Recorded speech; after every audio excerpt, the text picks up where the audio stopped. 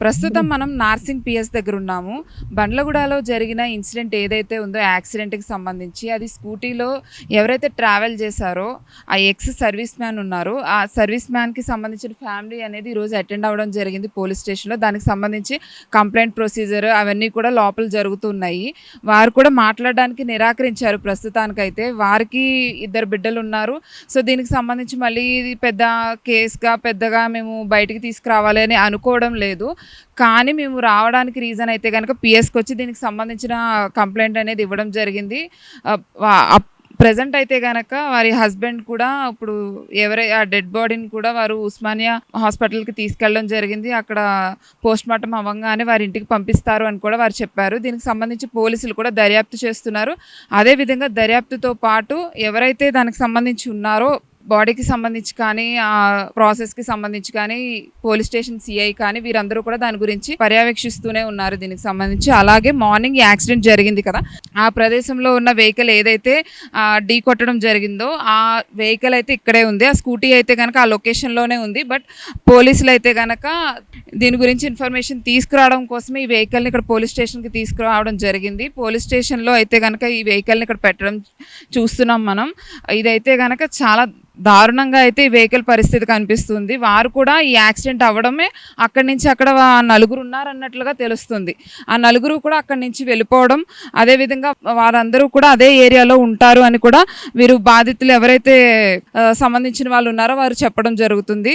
So, వారి నుంచి మాకేమైనా థ్రెట్టింగ్ ఉండే అవకాశాలు కూడా ఉన్నాయని వారు మాట్లాడుతూ ఉన్నారు.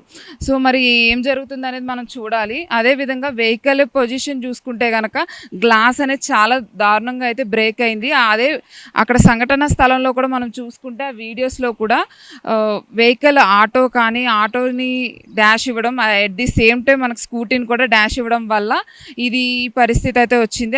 ఓవర్ స్పీడ్తో డ్రైవ్ చేయడం అనేది మనకు విజువల్స్లో కనిపిస్తూ ఉంది. అక్కడ మనం ఎక్కడైతే పరిస్థితి అక్కడ చూసామో సీసీ కెమెరాస్లో కూడా వారు అందరూ చెప్తున్నారా, చుట్టుపక్కల ఉన్నవారు కూడా అది సంఘటన జరిగి కూడా 5:30 అయ్యింది. సో, ఆ సమయంలో సీసీ కెమెరాలో కనిపిస్తుంది. ఇక్కడ మనం చూసుకుంటే కనుక వెహికల్ పొజిషన్ చూస్తున్నాం కదా, మహీంద్రా వెహికల్లోనే వారు స్పీడ్గా డ్రైవ్ చేయడం. నెంబర్ బోర్డుని కూడా ఇప్పుడు మనం చూస్తూ ఉన్నాం కదా, ఇదే నెంబర్ బోర్డు. అదే విధంగా ఈ కారు కూడా హైవేలో ట్రావెల్ చేసిన విధంగా అంతే స్పీడ్తో నార్మల్ రోడ్స్లో ట్రావెల్ చేయడం జరిగింది. అది స్కూటీ ఏదైతే వచ్చిందో అదే విధంగా అక్కడే ఆటో కూడా ట్రావెల్ అయింది. ఆ రెండింటిని కూడా వారు బీట్ చేసుకుంటూ ఆ స్కూటీని డ్యామేజ్ చేయడం, అదేవిధంగా ఈ కారు కూడా అదే డ్యామేజ్లో కనిపిస్తూ ఉంది.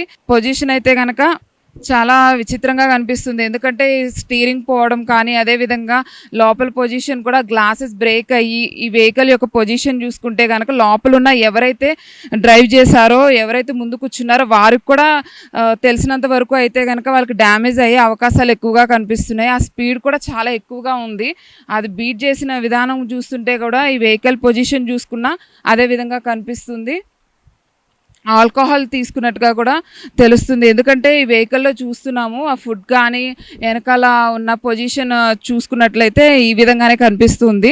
వారు ఫుల్‌గా ఆల్కహాల్ తీసుకుని ఎర్లీ మార్నింగ్ డ్రైవ్ చేసుకుంటూ, అదీ కాక ఈ సరౌండింగ్స్ ఏదైతే హైదరాబాద్ సరౌండింగ్స్ ఉన్నాయో ఆ సరౌండింగ్స్‌లో చాలామంది ఎక్కువగా ఓవర్ డ్రింక్ చేస్తూ, డ్రైవింగ్ కూడా చేస్తూ, లిమిట్ లేకుండా రూల్స్ ఫాలో అవ్వకుండా కూడా ఎక్కువ మంది కనిపిస్తున్నారు. అదేవిధంగా ఈ డ్రైవింగ్ కూడా వీరు ఇలానే చేసినట్లుగా కనిపిస్తుంది.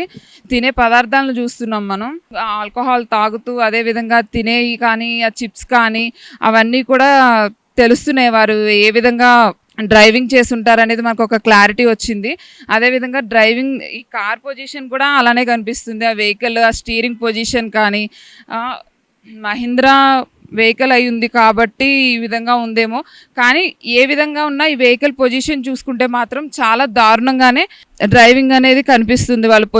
వాళ్ళ కార్ పొజిషన్ చూసుకుంటే ఎయిర్ బ్యాగ్స్ కూడా బయటకు రావడం చూస్తున్నాం కదా. ఈ ఎయిర్ బ్యాగ్స్ పొజిషన్ కానీ, అంటే ఏ విధంగా ఉంటే మనం ఎంత స్పీడ్ లిమిట్ క్రాస్ చేస్తేనో ఆ ఎయిర్ బ్యాగ్స్ అనేది బయటకు రావడం జరుగుతుంది. మరి కార్లో ఎంత స్పీడ్ ఉంది, అదేవిధంగా వారు మెయింటైన్ చేసిన విధానం చూసుకుంటే కనుక కార్ ఎదర కూడా డిక్కీ పొజిషన్ ఎదర ఇంజిన్ సైడ్ కానీ లేదంటే లోపల ఉన్న ఎయిర్ బ్యాగ్స్ పొజిషన్ కానీ ఇవన్నీ కూడా చూసుకుంటే కనుక మొత్తానికి వారు ఎక్కువగా ఆల్కహాల్ తీసుకున్నారు. At the same time driving కూడా చాలా హెవీగా చేశారు. సో అందుకనే అక్కడ ఉన్న పొజిషన్లోనే అర్థమైపోతుంది. ఆ బాడీ కూడా ఎవరైతే ఎక్స్ సర్వీస్ మ్యాన్ ఉన్నారో ఆయన కూడా అలా పైకి ఎగిరి కింద పడినట్టుగా తెలుస్తుంది. మరి పైకి వెళ్ళి అలా పడడం అంటే ఆ పొజిషన్ అనేది అంత స్పీడ్ ఉంటే తప్ప మనిషి ఒకళ్ళు ఆ స్కూటీ మీద నుంచి వెళ్ళి స్పాట్ డెడ్ అవ్వడం అనేది అది జరగని పని.